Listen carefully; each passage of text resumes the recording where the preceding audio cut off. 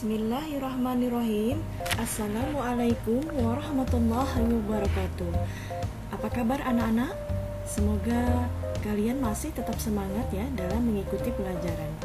Baik, kita akan masuk ke materi pendidikan agama Islam untuk kelas 9 dengan tema ibadah umroh.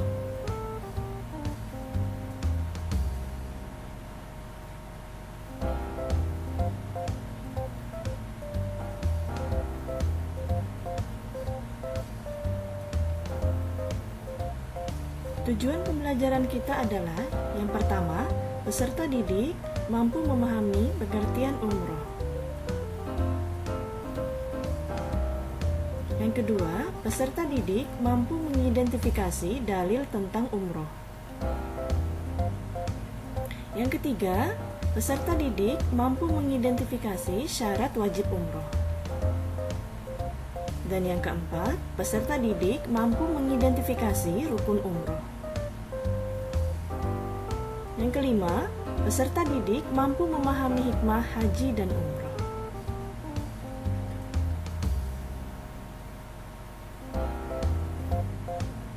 Ibadah umroh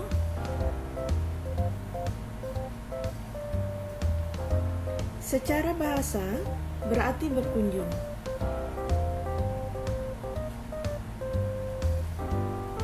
Secara istilah, jumrah adalah berkunjung ke Ka'bah dengan melaksanakan tawaf dan sa'i dalam waktu yang tidak ditentukan.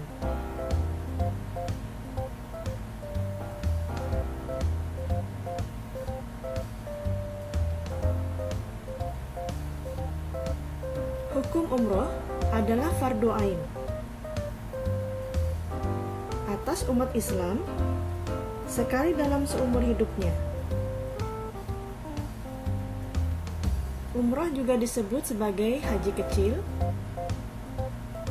sebagaimana firman Allah surah Al-Baqarah ayat 196, dan sempurnakanlah ibadah haji dan umroh karena Allah.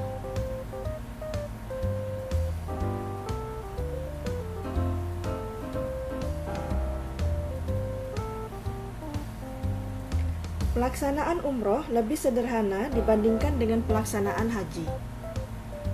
Syarat wajib umroh.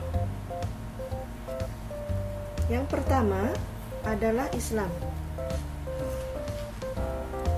Umroh tidak wajib atas orang kafir dan mereka tidak dituntut mengerjakannya selama masih kafir dan tidak sah mengerjakannya, sebab mereka tidak mempunyai kelayakan untuk menunaikan ibadah. Yang kedua adalah balik.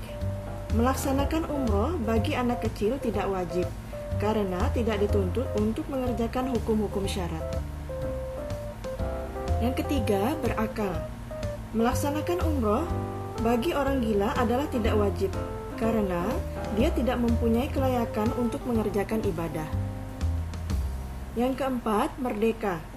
Melaksanakan umroh bagi hamba sahaya adalah tidak wajib, sebab umroh adalah ibadah yang lama waktunya. Selain itu, memerlukan perjalanan jauh dan diisyaratkan kemampuan dalam berakal.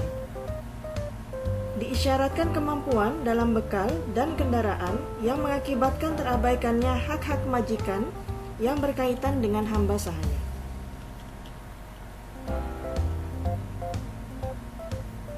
Rukun umroh. Agar umroh kita dilaksanakan menjadi sah, kita harus melaksanakan rukunnya. Rukun umroh adalah serangkaian kegiatan yang apabila salah satunya tidak dikerjakan, tidak sah, dan tidak boleh digantikan dengan dam. Adapun rukun umroh, yang pertama, ihram, berniat untuk melaksanakan umroh.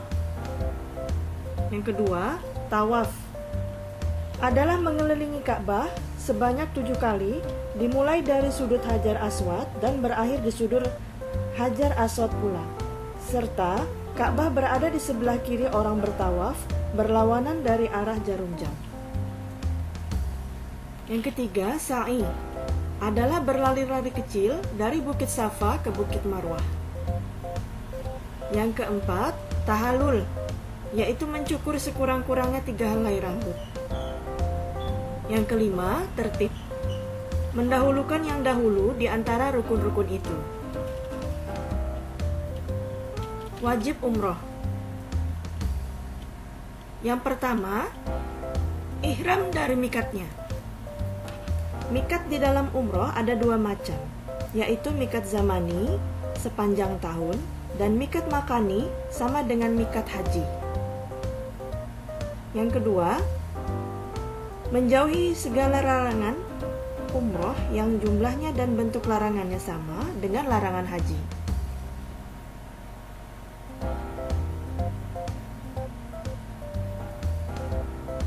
Hikmah haji dan umroh.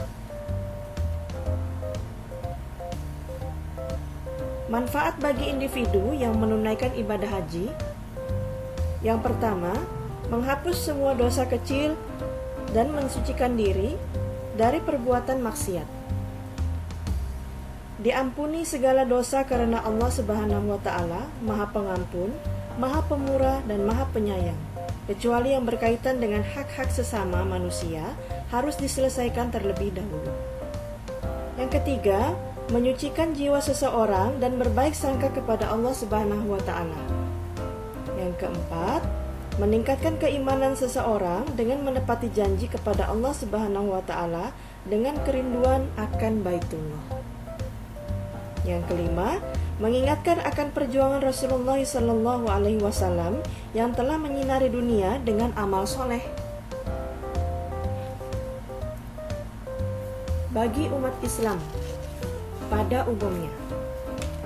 Yang pertama, menciptakan rasa persatuan dan kesatuan umat Islam yang ada di dunia, mempererat tali persaudaraan bagi umat Islam yang ada di dunia, sebagai media untuk berdakwah, menyebarkan ajaran Islam ke seluruh dunia, seperti dilakukan oleh Nabi Muhammad SAW, selalu menemui jamaah haji dalam setiap tahunnya.